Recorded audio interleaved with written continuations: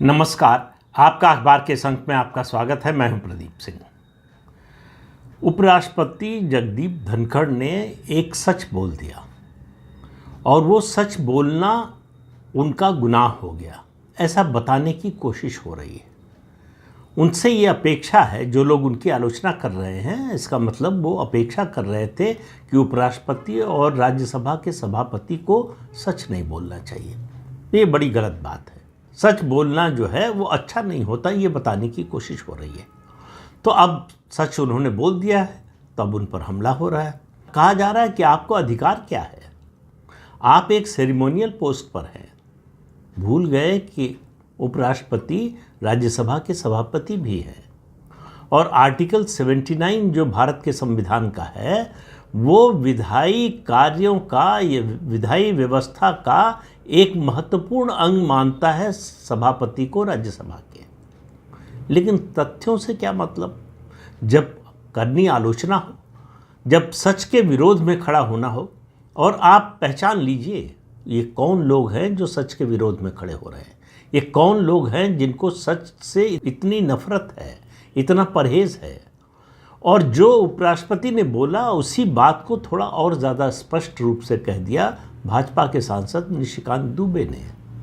अब हमले का रुख जो है, तोप का मुंह उनकी ओर मुड़ गया है कि इनके खिलाफ एक्शन होना चाहिए, इनके खिलाफ कंटेम्प्ट ऑफ कोर्ट का जो है केस चलना चाहिए। वकील साहब एक पहुंच गए सुप्रीम कोर्ट, और आपको मालूम है कि जब तक अटॉर्नी जनरल परमिशन नहीं देते कंटेम्प्ट ऑफ कोर्ट की, तब तक वो मुकदमा चल नहीं सकता। तो अब सरकार को कटघरे में खड़ा करने की कोशिश हो रही है। सवाल यह है, मेरा सवाल थोड़ा सा अलग है। मेरा सवाल है कि पिछले कुछ दशकों का जो अनुभव है वो दो चीज़ें कहता है। एक तो जो लोग आलोचना कर रहे हैं उनको थोड़ा अपनी याददाश्त का इलाज कराना चाहिए। उनको लगता है भूलने की बीमारी है या फिर सच को दबाने की बीमारी है। दो में से एक बीमारी तो ज़रूर है और उसके इलाज की ज़रूरत है। दूसरी बात यह है कि एक बहुत बड़ा सवाल है, और ये जो मैं सवाल उठा रहा हूँ ये सिर्फ मेरे मन की बात नहीं है। जितने लोगों से बात होती है, सोशल मीडिया पर जो कुछ आ रहा है, अखबारों में जो आ रहा है, टीवी पे जो आ रहा है, उस सब का निचोड़ ये है कि आम लोगों के मन में एक प्रश्न घर कर गया है कि क्या इस देश का सुप्रीम कोर्ट भगवान हो गया है? क्या उसे भगवान का दर्जा मिल गया है जिस पर कोई सवाल नहीं उठाया जा सकता? और मैं भगवान कह रहा हूं तो जाहिर है कि हिंदू धर्म की बात कर रहा हूं। हिंदू धर्म में तो ये भी नहीं होता है। जब भी कोई भगवान मनुष्य रूप में अवतार लेते हैं तो हिंदू उन पर भी सवाल उठाता है। लेकिन सुप्रीम कोर्ट ने ये स्थिति बना दी है कि सुप्रीम कोर्ट पर सवाल नहीं उठा सकते आप। सुप्रीम कोर्ट पर आप सवाल उठा रहे हैं तो इसका मतलब आप अपराधी हैं। कोई मुकदमा नहीं चलेगा, कोई आपसे तर्क नहीं पूछा जाएगा, तथ्य नहीं मांगा जाएगा, प्रमाण नहीं माना जाएगा। आपको सीधे अपराधी ठहरा दिया जाएगा, दोषी ठहरा दिया जाएगा। वही सिलसिला चल रहा है। और ये सुप्रीम कोर्ट अपनी सीमा लांघने की है, जो उसका अधिकार क्षेत्र है, जो संविधान ने उसे अधिकार दिया है, ये बार बार कोशिश करता रहा है। और जब मजबूत सरकार होती है तो मुंह की खाता है, कमज़ोर सरकार होती है तो उसकी चल जाती है।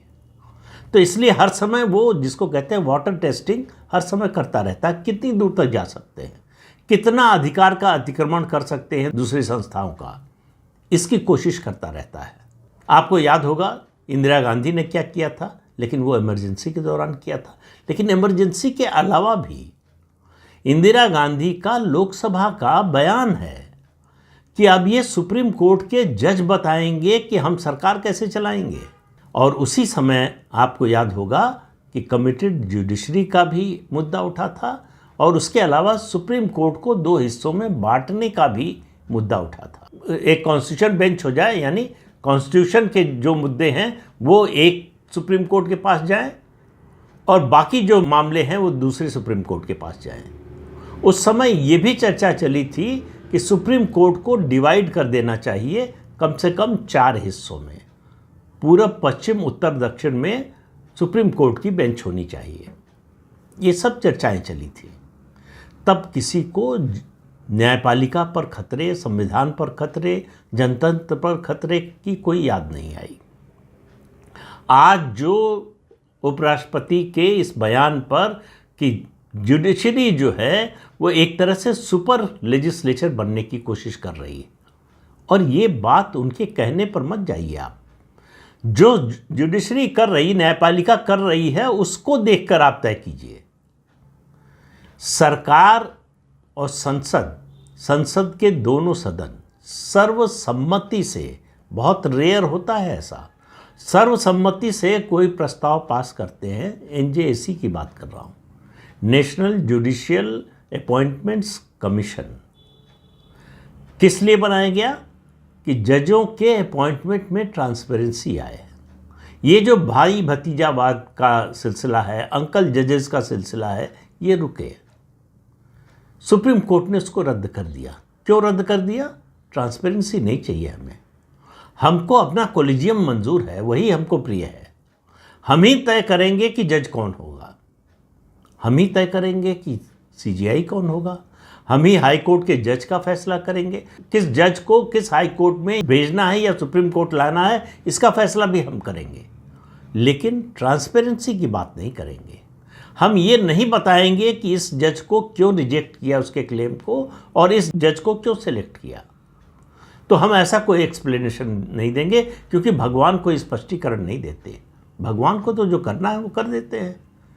तो सुप्रीम कोर्ट अपने को भगवान समझने लगा। वो कानून, संविधान, संसद, कार्यपालिका सबसे ऊपर है। उसके किसी भी किए पर, किसी फैसले पर आप सवाल नहीं उठा सकते। आप चैलेंज करने भी जाएंगे तो उन्हीं के पास जाएंगे, और उनका जो फैसला होगा वो अंतिम फैसला होगा। लेकिन अगर संसद उसको बदलने की कोशिश करे, पिछले वीडियो में मैंने उदाहरण दिया था शाहबानो के मामले का। देखिए, मजबूत सरकार होने पर क्या होता है। शाहबानो का फैसला दिया सुप्रीम कोर्ट ने, राजीव गांधी की सरकार ने संसद के प्रस्ताव के जरिए उसको पलट दिया। उसके बाद मुझे बताइए सुप्रीम कोर्ट ने क्या किया। तब सुप्रीम कोर्ट को और सुप्रीम कोर्ट का समर्थन करने वालों को सुप्रीम कोर्ट की ताकत, उसकी सार्वभौमिकता और उसके अधिकारों की याद क्यों नहीं आई, संविधान की याद क्यों नहीं आई। दूसरी बात जो ज़्यादा पुरानी नहीं है, आपको मालूम है कि जब 2004 में सरकार बनी यूपीए की पहली सरकार थी, तो उसके स्पीकर कौन बने? मार्क्सवादी कम्युनिस्ट पार्टी के सोमनाथ चटर्जी। जाहिर है कम्युनिस्ट थे। और मुझे लगता है कि जितने स्पीकर्स को मैंने देखा है पार्लियामेंट प्रोसीडिंग्स कवर करते हुए, बाद में टीवी पर और उससे पहले पढ़ा है, उनसे ज़्यादा बायस्ड कोई स्पीकर नहीं हुआ। पूरी तरह से पॉलिटिकल लाइन के हिसाब से उन्होंने 5 साल संसद को चलाया। और उनकी पार्टी ने जब सरकार से अपना समर्थन वापस ले लिया और उनसे कहा कि भाई आप हमारी पार्टी के सदस्य हैं, इस नाते जो है हमारे समझौते में ये पद हमको मिला था, आप पद से इस्तीफा दीजिए। उन्होंने कहा नहीं दूंगा। बाद में पार्टी से निकाल दिए गए, लेकिन पद नहीं छोड़ा। पद के प्रति ये आसक्ति थे। अब उनकी बात सुन लीजिए। 2005 में, मतलब उनके स्पीकर बनने के 1 साल बाद ही, हो सकता है कुछ महीने कम ज़्यादा भी हो, झारखंड में विधानसभा का चुनाव हुआ। चुनाव का नतीजा आया, Bharatiya Janata party single largest party बनी और दूसरे छोटे दलों और निर्दलियों को मिलाकर बहुमत का आंकड़ा उसके पास था। उस समय झारखंड में गवर्नर थे कांग्रेस के सैयद सिप्ते रजी, उत्तर प्रदेश के रहने वाले हैं। उन्होंने सारी मान्यताओं को, सारी जो है संवैधानिक बाध्यताओं को धता बताते हुए जेएमएम को बुलाकर जो है शपथ दिला दी। जहाँ तक मुझे याद है शिबू सोरेन को मुख्यमंत्री पद की शपथ दिला दी। और शपथ दिला दी, इतना नहीं किया, उनको 1 महीने या 1.5 महीने का समय दिया अपना बहुमत साबित करने के लिए कि इस बीच में जितनी खरीद फरोख्त कर सकते हो कर लो।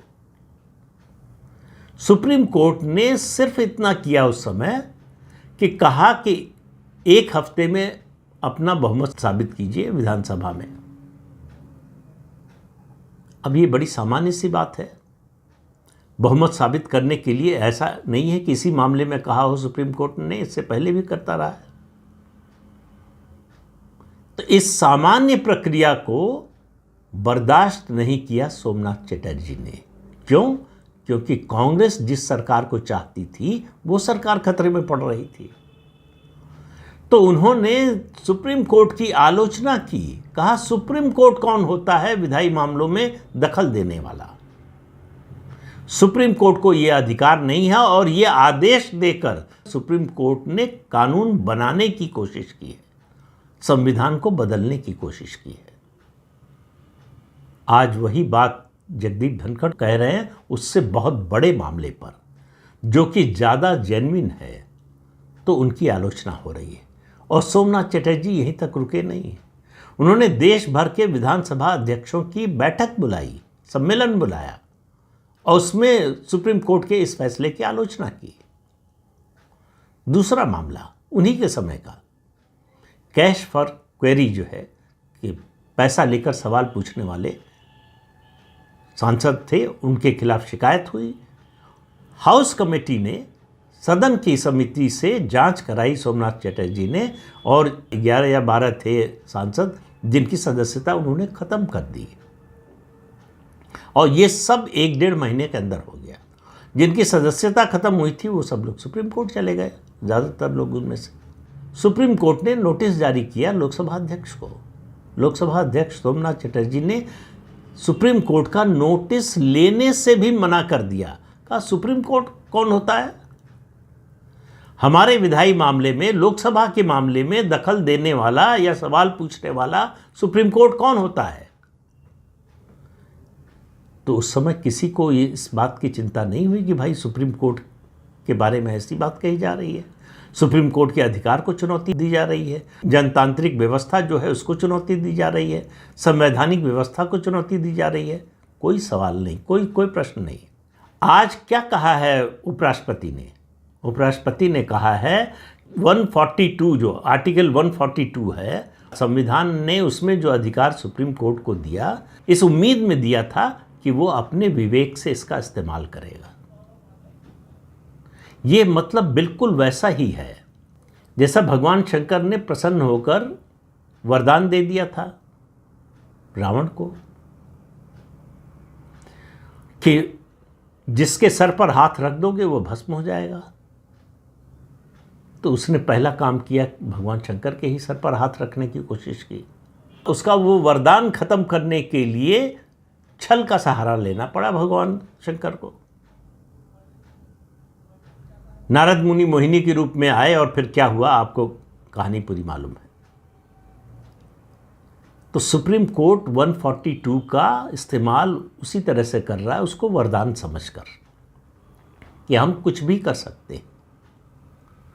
जो संविधान निर्माता थे उन्होंने इस उम्मीद में, उसमें कोई शर्त नहीं रखी, उस पर बहस भी नहीं की कि सुप्रीम कोर्ट के माननीय न्यायाधीश लोग अपने विवेक के अनुसार इसका इस्तेमाल करेंगे, मनमानी के लिए करेंगे, ऐसी उम्मीद उनको नहीं रही होगी।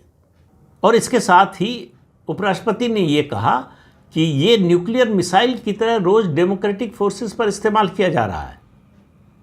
किसी भी मामले में सुप्रीम कोर्ट को जब ये लगता है कि संविधान के मुताबिक, संविधान के प्रावधानों के मुताबिक फैसला नहीं दे सकते, तो अनुच्छेद 142 का इस्तेमाल करते हैं, आर्टिकल 142 का। उसमें शक्ति मिली हुई है, किसी मामले में आप फैसला कर सकते हैं, कोई भी फैसला कर सकते हैं। उन्होंने एक बात तो ये कही, दूसरी बात उन्होंने कही कि उसी संविधान में आर्टिकल 145 ब्रैकेट में 3 है जो कहता है कि संविधान से संबंधित कोई मामला होगा, संविधान की व्याख्या का सवाल होगा, जब किसी मामले में संवैधानिक व्यवस्था की व्याख्या का प्रश्न आएगा तो सुप्रीम कोर्ट उसके लिए एक संविधान पीठ बनाएगा जिसमें कम से कम 5 जज होंगे। हालांकि उन्होंने दूसरी बात भी कही, उन्होंने कहा यह व्यवस्था तब की गई थी जब सुप्रीम कोर्ट के जजेस की कुल संख्या जो है 7+1 यानी 7 जजेस और 1 CJI, आज 34 हो गई है। तो ये संख्या भी बढ़नी चाहिए, लेकिन बढ़ने की बात तो छोड़ दीजिए। 5 जजेस की संविधान पीठ बननी चाहिए। वो संविधान से संबंधित मामलों का, संविधान की अगर व्याख्या करनी है, उसके आधार पर कोई फैसला देना है तो उसको अधिकार है इसका, सुप्रीम कोर्ट की खंडपीठ को नहीं है। लेकिन इसके लिए भी उनकी आलोचना हो रही है क्योंकि वो संविधान की बात कर रहे हैं। एनजेएसी की मैंने बात आपको बताई ही। एनजेएसी को सिर्फ इसलिए रद्द किया गया कि वो जजेस के अपॉइंटमेंट में ट्रांसपेरेंसी की बात करती थी, जवाबदेही की बात करती थी। सुप्रीम कोर्ट कहता है गवर्नर के लिए कि ये अनइलेक्टेड है, और खुद क्या है आप? इलेक्टेड पार्लियामेंट के सर्वसम्मति के फैसले को आप रद्द कर देते हैं तो आपकी जवाबदेही किसके प्रति है? संविधान के प्रावधान की आप उपेक्षा कर देते हैं, आपकी जवाबदेही किसके प्रति है? ये जो सिलसिला चल रहा है सुप्रीम कोर्ट को लेकर, ये जन भावना के अनुरूप है। पूरे देश में जो लोग किसी पार्टी से जुड़े हुए हैं उनकी बात छोड़ दीजिए, इस पक्ष में या उस पक्ष में, दोनों तरफ के लोगों की बात छोड़ दीजिए। जो किसी पार्टी से जुड़े नहीं हैं, जो किसी पार्टी की विचारधारा से जुड़े नहीं हैं, आम लोग हैं, उन सब के मन में है कि सुप्रीम कोर्ट की ये मनमानी रुकनी चाहिए।